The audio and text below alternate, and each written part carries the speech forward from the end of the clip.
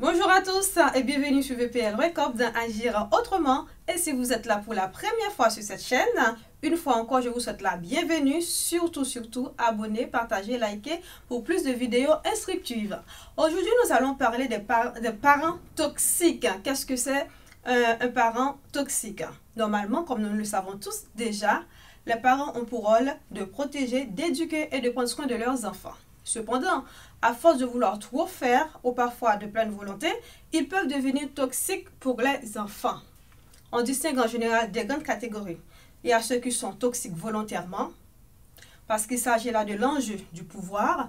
Et dans le deuxième cas, ce sont des parents qui veulent à tout prix réparer quelque chose de leur propre histoire. Comme par exemple, un parent qui voulait être médecin, mais malheureusement, ses parents à lui n'avaient pas les moyens. Donc, pour son fils ou pour sa fille, impérativement, ces derniers doivent devenir médecins, même si ils ne sont pas d'accord, même si ce n'est pas leur passion. Donc, les caractéristiques. Premièrement, ce sont des éternelles victimes. Ils ne sont jamais satisfaits.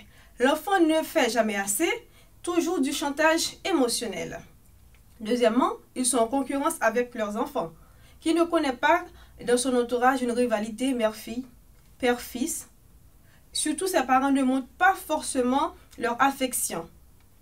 Troisièmement, ils rendent l'enfant dépendant d'eux dans tous les domaines de sa vie. C'est-à-dire, ils dirigent la vie de l'enfant, il fait des choix à la place de leurs enfants. Exemple, c'est à eux de choisir sa fiancée, son époux, tout son école. Ils sont indifférents du choix de l'enfant. L'enfant n'a pas, l'enfant n'a pas la parole. Quatrièmement, ce sont des parents manipulateurs, manipulatrices. Ils manipulent l'enfant à leur guise. Parfois, ils ont des stratégies catastrophiques afin que l'enfant puisse faire ce que eux ils veulent. Cinquièmement, ce sont des parents, malheureusement, qui existent, qui sont distants, jaloux de la réalisation de leurs enfants, parce que ça ne leur valorise pas.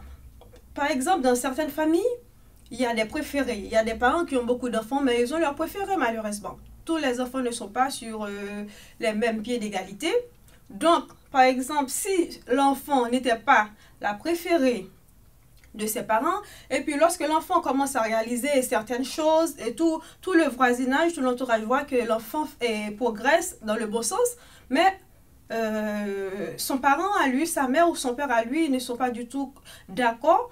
Au lieu d'être d'accord, au lieu d'encourager l'enfant, ils sont plutôt distants, jaloux, ils restent indifférents.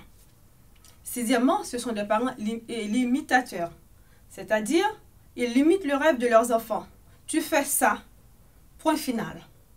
Tu habites ici, point final. Voilà, donc avec eux, l'enfant ne peut pas espérer aller trop loin. Très limitateur.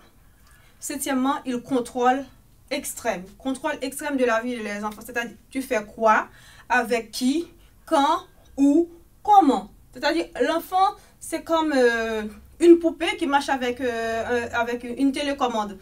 C'est-à-dire, l'enfant passe, leur dialogue, c'est toujours une interrogation. Ce n'est pas de dialogue et de conversation tranquille, parents et enfants, mais c'est toujours une interrogation.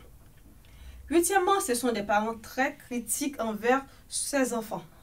Ils critiquent, ils sont moqueurs. En plus, en public, comme en privé, ils moquent de leurs enfants. Et s'ils ont une réflexion à faire, ils n'attendent pas que l'enfant soit seul, mais devant ses amis. Ils mettent toujours l'enfant dans des positions pas possibles. Malheureusement, encore une fois, cela existe. Si vous êtes un parent ou si vous êtes des parents toxiques, il est grand temps pour vous de se remettre en question et puis aussi d'essayer d'avoir une relation beaucoup plus saine avec vos enfants. Pourquoi? Parce que les enfants qui ont des parents toxiques, ce sont le plus souvent des enfants à long terme qui sont devenus des adultes rebelles, des adultes capricieuses, qui font le contraire de ce que les parents désirent. Et en plus aussi, ce sont des enfants qui manquent de confiance en eux. Ce sont des enfants qui n'arrivent pas à se défendre.